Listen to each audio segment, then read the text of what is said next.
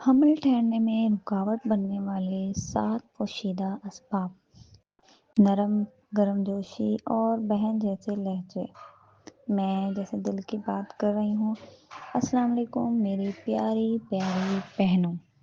آج دل بہت بھاری ہے کیونکہ یہ بات بہت سی بہنوں کے دل میں چھپی ہوئی ہے۔ شادی کے بعد مہینوں سال گزر جاتے ہیں لیکن وہ خوشخبری نہیں آتی۔ ہر ماہواری کے ساتھ امید جاگتی ہے، پھر ٹوٹ جاتی ہے۔ دل میں سوال اٹھتے ہیں، کیا میں کچھ غلط ہے؟ کیا اللہ نے مجھے ماں بننے کا حق نہیں دیا؟ یہ درد، یہ تنہائی، یہ خاموشی، آنسو۔ میری بہن، میں جانتی ہوں یہ کتنا تکلیف دہ ہوتا ہے۔ راتوں کو سوچتی ہوں کہ سب نارمل ہے، پھر کیوں نہیں ہو رہا؟ دل روتا ہے لیکن کسی سے کہنے کی ہمت نہیں ہوتی۔ لیکن سن لو، تم اکیلی نہیں ہو۔ یہ مسئلہ بہت عام ہے۔ پاکستان میں لاکھوں بہنیں یہی سوچتی ہیں، یہی سہتی ہیں، بس بات کرنے سے ڈرتی ہیں۔ میں نے کمنٹس میں پڑھا ہے، دی ریئیکٹ، ڈاکٹر کہتے ہیں سب ٹھیک ہے۔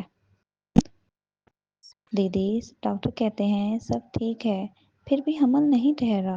شادی کو 3 سال ہو گئے، اب کیا کروں؟ یہ آسان نہیں، بغیر شرم اور خوف کے بات کرنا، لیکن آج ہم بہن بہن ہو کر پیار سے بات کریں گی۔ میری ایک قریبی دوست تھی، سب ٹیسٹ نارمل، شوہر کی رپورٹس بھی ٹھیک، پھر بھی سال گزرتے گئے۔ وہ خود کو بلیم کرتی تھی۔ پھر جب ہم نے گہرائی سے دیکھا تو پتہ چلا کہ کچھ چھوٹی چھوٹی چیزیں تھیں جو پوشیدہ تھیں۔ یہ باتیں اکثر نظر انداز ہو جاتی ہیں۔ اب ذرا سوچو، کیا تمہیں بھی یہ محسوس ہوتا ہے؟ کیا ماہواری بہت ہے، قاعدہ ہے، کبھی جلدی آ جاتی ہے، کبھی بہت دیر سے؟ کیا پیٹ میں ماہواری سے پہلے یا دوران بہت شدید درد ہوتا ہے جو عام نہیں لگتا؟ کیا وزن اچانک بڑھ گیا ہے یا بہت کم ہو گیا ہے بغیر کوشش کے؟ کیا تھکاوٹ رہتی ہے، بال گرتے ہیں یا چہرے پر دانے نکل آتے ہیں جو پہلے نہیں تھے؟ کیا تناؤ بہت زیادہ ہے، کام گھر سب کچھ دماغ میں گھومتا رہتا ہے؟ کیا دھوپ میں کم نکلتی ہو یا وٹامن کمی محسوس ہوتی ہے؟ اگر ان میں سے کچھ بھی تمہارے ساتھ ہے تو یہ پوشیدہ اسباب ہو سکتے ہیں جو حمل ٹھہرنے میں رکاوٹ ڈالتے ہیں۔ آج میں تمہیں 7 ایسے پوشیدہ اسباب بتاتی ہوں جو اکثر نظر انداز ہو جاتے ہیں۔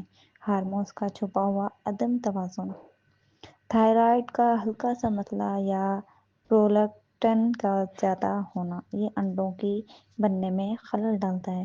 پی سی او ایس کا ہلکا پھلکا اثر کبھی الٹرا ساؤنڈ میں نظر نہیں آتا، لیکن ماہواری بے قاعدہ اور انڈے نہ بننا شروع ہو جاتا ہے۔ تناؤ اور ذہنی دباؤ، گھر، سسرال، کام کا پریشر، یہ ہارمونز کو بگاڑ دیتا ہے۔ اوویولیشن رک جاتی ہے، وزن کا نہ زیادہ کم ہونا، موٹاپا یا بہت پتلا ہونا، دونوں اوویولیشن کو متاثر کرتے ہیں۔ وٹامن ڈی کی کمی، دھوپ نہ نکلنا، گھر میں رہنا، یہ زرخیزی پر براہ راست اثر ڈالتی ہے۔ چھپے ہوئے انفیکشن یا پرانی سوزش، پیلوک میں ہلکی سوزش جو درد نہیں دیتی لیکن ٹیوبز یا آرٹریز کو متاثر کرتی ہے۔ اندھا دھند اوویولیشن ٹریکنگ نہ کرنا، صحیح دن پتہ نہ ہونا، جب انڈا نکلتا ہے اسے مس کر دینا، یہ سب پوشیدہ ہیں لیکن ان پر کام کرنے سے بہت فرق پڑتا ہے۔ اب کچھ آسان گھریلو چیزیں جو شروعات میں مدد کر سکتی ہیں۔ تناؤ کم کرنا، روزانہ 10-15 منٹ گہری سانس لو یا اللہ کا ذکر کرو۔ تناؤ کم ہوگا تو ہارمونز بہتر ہوں گے۔